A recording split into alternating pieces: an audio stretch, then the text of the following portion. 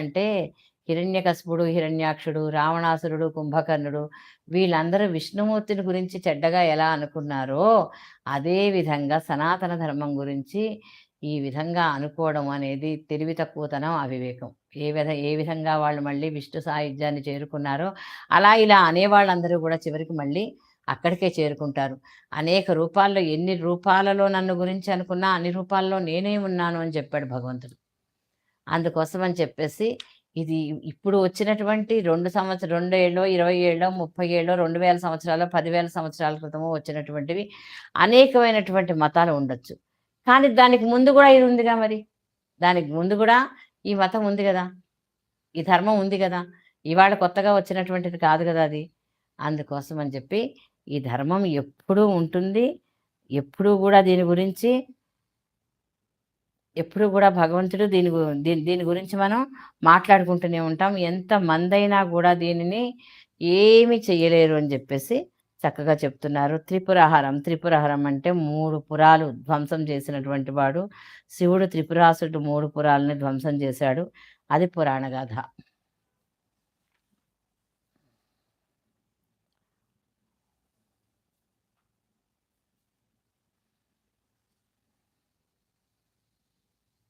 హృది భజే స్వామి పై లక్షణాలు గల నిన్ను నా హృదయంలో భజిస్తాను. ఎందుకంటే పరమాత్మ నీలతోయిత మధ్యస్థ ద్విద్వల్యే ఖేవ భాస్వర అన్నారు కదా!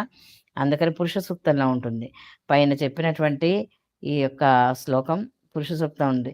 అది ఇవన్నీ కూడా హృది భజే హృదయంలో భజించాల్సినటువంటి స్తోత్రాలు. 4 శ్లోకం. సర్వదేవతల కంటే కూడా శివుడు గొప్పవాడని తలచి శివుడు పాదసేవ చేసే భాగ్యం తనకు కలిగించమని ఆ శివుణ్ణి శంకరులు యాచిస్తున్నారు. సహస్రం వర్తంతే జగది విబుధా క్షుద్రఫలదాః న మన్యే స్వప్నే వా తదనుసరణం తత్కృతఫలం హరిబ్రహ్మాదీనామపి నికటభాజామసులభం చిరం యాచే శంభో శివ తవ పదాంభోజభజనం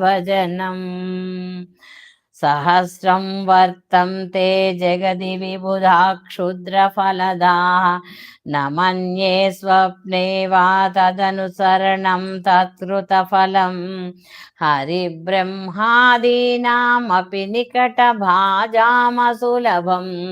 చిరం యాచే శంభో శివ తవ పదాంభోజభజనం. మహాదేవ జగత్తులో స్వల్పమైన ఫలాలను ఇచ్చేటటువంటి దేవతలు ఎందరో ఉన్నారు. మనకి చూడండి, ఇదేదో చేస్తే ఆ పని అయిపోతుంది, అదేదో చేస్తే ఈ పని అయిపోతుంది, అక్కడికి వెళ్ళి మొక్కితే ఈ పని అయిపోతుంది అని చెప్పేసి వెంటనే రిజల్ట్లు ఇచ్చేటటువంటి దేవతలు అనేక మంది ఉన్నారు. వారిని అనుసరించడం కానీ వారిచ్చే ఫలాలను కానీ నేను కలయందు కూడా స్మరించను. పగటి వేళ స్మరింపనని వేరుగా చెప్పక్కర్లేదు.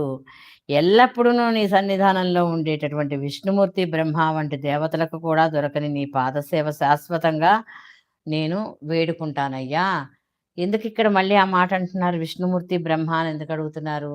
ఈశ్వరుడి యొక్క పాదాలని వెతకడం కోసం బ్రహ్మగారు ఊర్ధ్వలోకాలకి పైభాగానికి, ఈశ్వరు విష్ణుమూర్తి కిందకి వెళ్ళిపోయారట, పాతాళానికి వెళ్ళిపోయారట.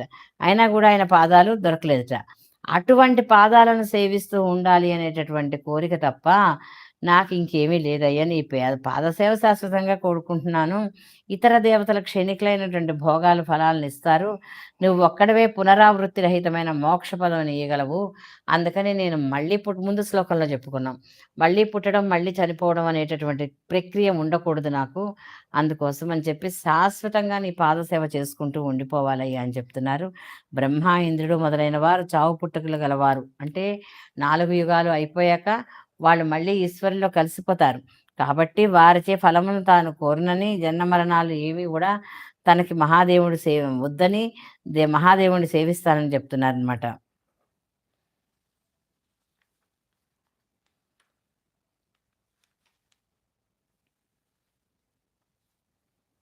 5వ శ్లోకం.